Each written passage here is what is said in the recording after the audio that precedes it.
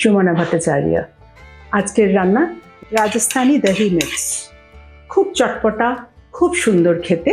যে কোনো ভাত, যে কোনো পোলাও, যেরকমভাবে চান সেরকমভাবে খাবেন। রুটির সাথেও ভালো লাগবে।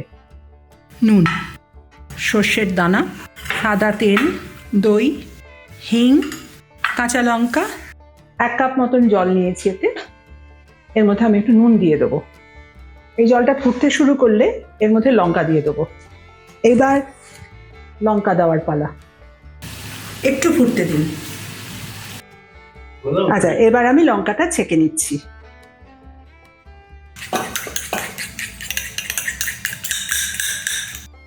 ছাঁকা লঙ্কা দিয়ে দিলাম দইয়ের মধ্যে। তেল দিলাম। এটার মধ্যে এবার ফোড়ন পড়বে সর্ষের দানা, সাদা সর্ষে আর হিং।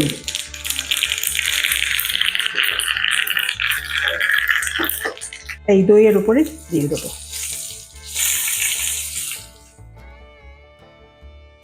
একটু নুন দিয়ে নাড়িয়ে দিলাম। হয়ে গেল তৈরি রাজস্থানি দহি মিক্স।